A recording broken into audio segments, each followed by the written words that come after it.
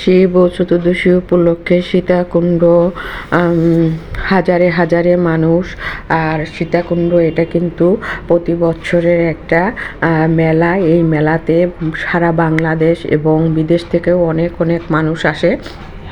আর এই মেলাটা কিন্তু হিন্দুদের বেশ ঐতিহ্য এবং সবাই এই মেলাটায় অধীর আগ্রহে বছর অপেক্ষা করে। কিন্তু যাদের ভাগ্য ভালো তারা হয়তো যাইতে পারে, আর যাদের ভাগ্য ভালো না তারা হয়তো সম্ভব হয় না।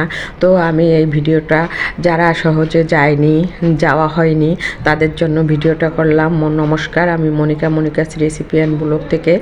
তো আমরা এই যে সীতাকুণ্ড গিয়ে পৌঁছাইলাম।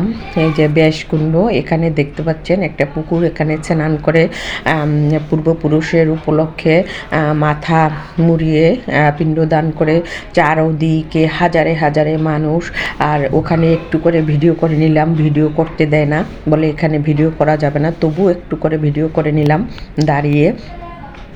তো আমরা ব্যাসকুণ্ড থেকে ওখানে দেখে পুকুরে একটু স্নান করতে পারিনি, কিন্তু জল ছিটিয়ে আমরা এখন শঙ্কর মঠের দিকে যাচ্ছি প্রসাদ নেওয়ার জন্য। আর এর চারপাশে কিন্তু মানুষ আর মানুষ, অনেকে দূর দূরান্ত থেকে আসে।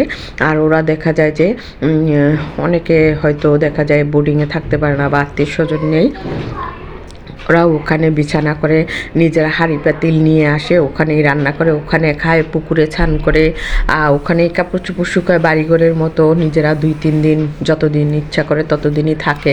তো আমরা পাহাড়ের দিকে উঠতেছি, দেখতে পাচ্ছেন এটা অনেক বড় পাহাড়। আর উঠতে কিন্তু আসলেই অনেক কষ্ট, পাহাড় বাওয়াটা কিন্তু অনেকই কষ্ট।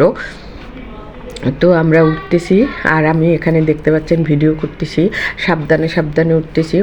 সিঁড়িগুলো কিন্তু অনেকেই একবারে তীক্ষ্ণ। তো উপরে উঠে নিচে একটু ভিডিও করে নিলাম। এই যে দেখতে পাচ্ছেন নিচের অনেক লোকজন। আর উপর থেকে ভিডিওটা কেমন দেখা যাচ্ছে, এই যে উঠতেছি।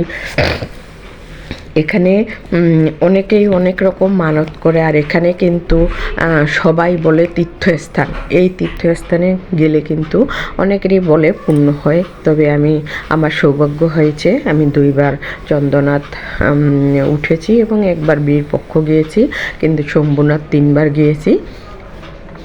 আমার তীর্থস্থান বলতে সত্যি ওখানে গেলে মন পবিত্র হয়ে যায়। অনেক অনেক মানুষ, আর যারা আগে থেকে রাতেই অনেকে উঠে গেছে এবং সকালে নেমে আসছে, তারা এখানে বিশ্রাম নিচ্ছে বিছানা করে। কেউ ঘুমাচ্ছে, কেউ খাচ্ছে, কেউ দেখা যায় এখানে শুয়ে আছে। এখানে কীর্তন চলতেছে, কেউ কীর্তন শুনতেছে। বিভিন্ন ধরনের মানুষ এই যে ঘুমাচ্ছে, মা বসে বসে বাতাস দিচ্ছে, মশা মাছি বসতেছে জন্য। তো আমরা ওখানে প্রসাদের জন্য লাইনে দাঁড়িয়ে আছি। আর প্রসাদ নেওয়া যান, আমরা যারা মানে ভ্যারাইটিস প্রসাদ নেয় সেখানে খিচুড়ি দিচ্ছে। আর যারা কাঠের ওখান থেকে কিনে প্রসাদ নেয় তাদেরকে কাঠ দেয়, কাঠ দিয়ে প্রসাদ নিতে হয়, লাইনে দাঁড়াতে হয়। তো আমাদের ওখানে প্রায় অনেক সময় চলে গেছে লাইনে দাঁড়িয়ে প্রসাদ নেওয়ার জন্য, সময়টা বেশি চলে গেছে।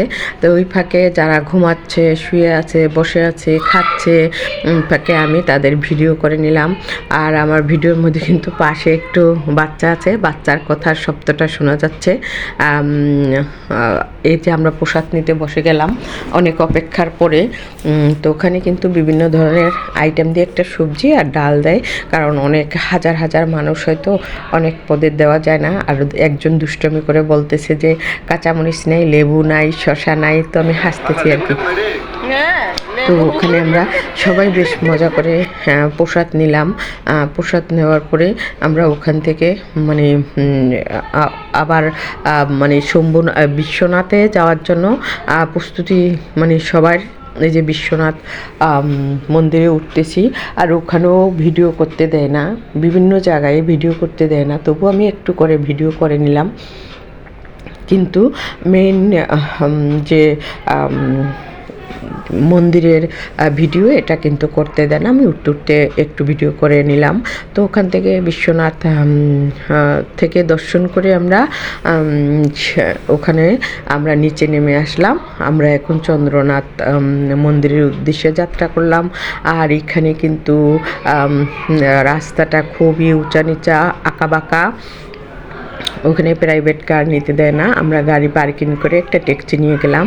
আর ট্যাক্সিতে আমাদের ৩,০০০ টাকা নিয়েছে, যেহেতু এখানে মেলা উপলক্ষে আরও অনেক মানে অর্ধেক এর মানে দাম, কিন্তু আমাদের থেকে ডাবল নিয়েছে। কি করব, যেহেতু গিয়েছি তো দেখতেই হবে। তো আর রাস্তা যেহেতু আঁকাবাঁকা, অনেক পথ